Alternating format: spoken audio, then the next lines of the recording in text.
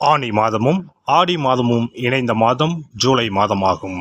சூரிய பகவான் மிதுன ராசியிலும் கடக ராசியிலும் பயணம் செய்யும் மாதம் இதுவாகும். ஆனி மாதத்தில் நடராஜருக்கு திருமஞ்சனமும், ஆடி மாதம் வரும் அமாவாசை முன்னோர்களுக்கு திதி கொடுக்க சிறந்த நாளாகவும் உள்ளது. அம்மனின் அருளை பெறுவதற்கு உரிய ஆடி மாதம் இந்த ஜூலை மாதத்தில்தான் பிறக்கிறது. இம்மாத கிரக நிலைகளை பார்க்கும்போது மேசராசியில் செவ்வாய் மற்றும் சந்திரனின் சஞ்சாரம் உள்ளது. ரிஷபராசியில் குரு பகவானும், மிதுன ராசியில் சூரியனும் சுக்கிரனும் இணைந்துள்ளனர். கேது பகவான் கன்னி ராசியிலும், சனி பகவான் கும்பராசியிலும் உள்ளனர். ராகு பகவான் மீன ராசியில் சஞ்சாரம் செய்கின்றார். இம்மாத கிரக பெயர்ச்சி என எடுத்துக்கொண்டால் சுக்கிர பகவான் ஜூலை 6ஆம் தேதி மிதுன ராசியில் இருந்து கடகராசிக்கு செல்கிறார். செவ்வாய் பகவான் ஜூலை 12ஆம் தேதி மேச ராசியில் இருந்து ரிஷபராசிக்கு இடப்பெயர்ச்சி ஆகின்றார். ஏற்கனவே ரிஷபத்தில் சஞ்சாரிக்கும் குரு பகவானுடன் செவ்வாய் பகவான் இணைந்து குருமங்கள யோகத்தை உண்டாக்குகிறார். அதே சமயம் இந்த ஜூலை மாதம் 16ஆம் தேதி இரவு 17ஆம் தேதி அதிகாலையில் சூரிய பகவான் மிதுன ராசியில் இருந்து பெயர்ச்சியாகி கடகராசியில் சஞ்சாரம் செய்கின்றார். இது ஆடி தமிழ் மாத பிறப்பை குறிக்கும்.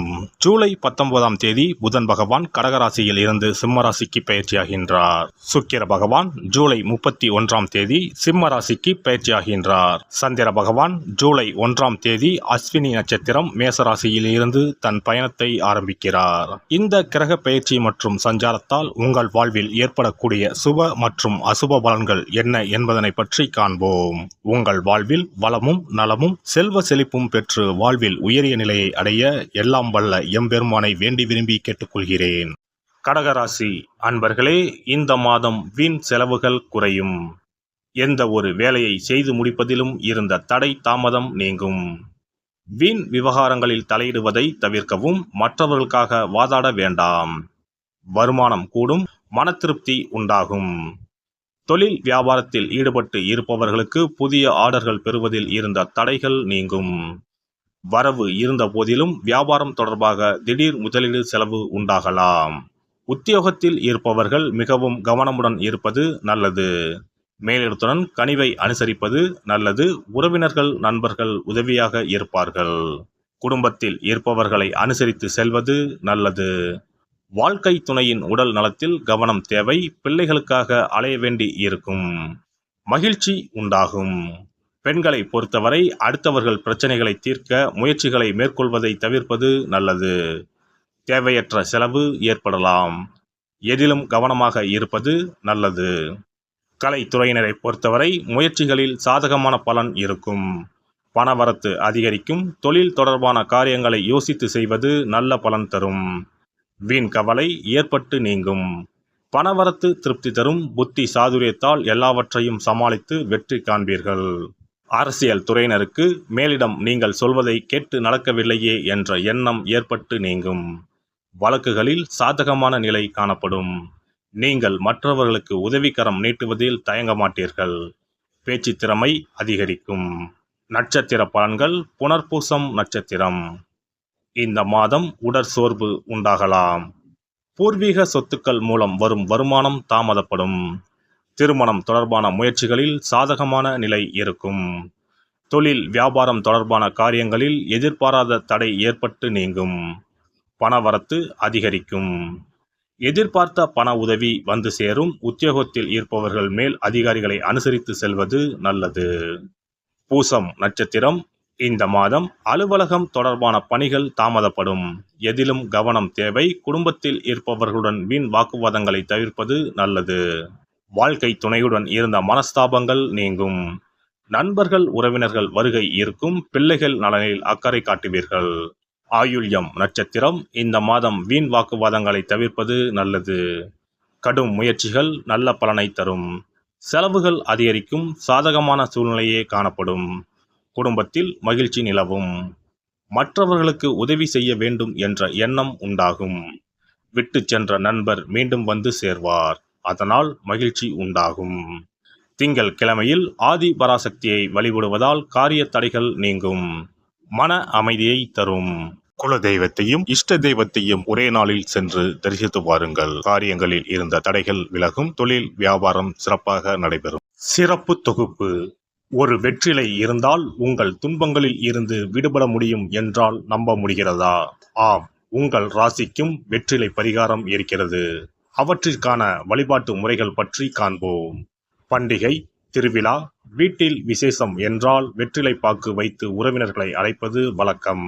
வெற்றிலையும் பாக்கும் மகாலட்சுமியின் அம்சங்களாகும். 12 ராசிக்காரர்களுக்கும் வெற்றிலையின் மூலம் பரிகாரம் செய்ய கவலைகள் தீரும் என்பது நம்பிக்கை. வெற்றிலையின் நுனியில் லட்சுமியும், நடுவில் சரஸ்வதியும், காம்பில் பார்வதி தேவியும் வசிக்கின்றனர். மகாவிஷ்ணுவும், பிரம்மாவும், சிவனும், சுக்கிரனும் கூட வெற்றிலையில் வாசம் செய்கின்றனர். எனவேதான் பூஜை மற்றும் திருமணம் சுபமாக நடக்க வேண்டும் என்பதற்காக வெற்றிலை பாக்கு படைக்கப்படுகிறது. துன்பம் விலக உங்க ராசியின்படி இந்த மாதிரி வெற்றிலை பரிகாரம் செய்யுங்கள். வெற்றிலை பரிகாரத்தில் எல்லோரும் ஒரே மாதிரியான பரிகாரத்தை செய்தால் பலன் தராது. அவரவர் ராசிக்கு தகுந்தபடி சில இஷ்ட தெய்வங்களையும் சில கிரக தெய்வங்களையும் பொறுத்து உங்களுடைய பரிகாரத்தை மாற்றிக்கொள்ள வேண்டும். அப்போதுதான் உங்களுக்கு என்ன கஷ்டமோ அது சரியாக நீங்கி உங்களுக்கு நல்ல பலன்கள் கிடைக்கும். உங்களுடைய ராசியின்படி வெற்றிலையில் குறிப்பிட்ட கிழமையில் பரிகாரம் செய்தால் உங்கள் துன்பம் விலகும், பிரச்சனைகள் தீரும். மேசராசி அன்பர்கள் செவ்வாய்க்கிழமைகளில் வெற்றிலையில் மாம்பழம் வைத்து முருகப்பெருமானுக்கு நெய்வேத்தியம் செய்துவிட்டு அந்த பழத்தை உண்டால் அனைத்து கஷ்டங்களும் நீங்கும். ரிஷபராசி அன்பர்கள் செவ்வாய்தோறும் வெற்றிலையில் மிளகு வைத்து வழிபாடு நடத்தினால் துன்பங்கள் அனைத்தும் தீரும். மிதுனராசி அன்பர்கள் புதன்கிழமைகளில் வெற்றிலையில் மிளகு வைத்து இஷ்ட தெய்வத்தை வழிபடவும். பின்னர் அதையே பிரசாதமாக சாப்பிட்டால் துன்பங்கள் எல்லாம் நீங்கும்.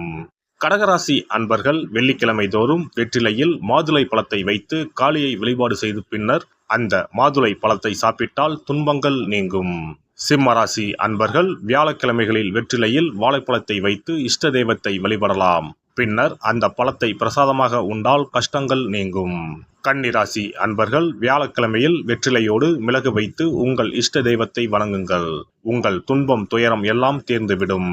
துலாம் ராசி அன்பர்கள் வெற்றிலையில் கிராம்பு வைத்து உங்கள் இஷ்ட தெய்வங்களை வழிபட்ட பின் அதை உண்டால் அனைத்து துன்பங்களும் நீங்கும்.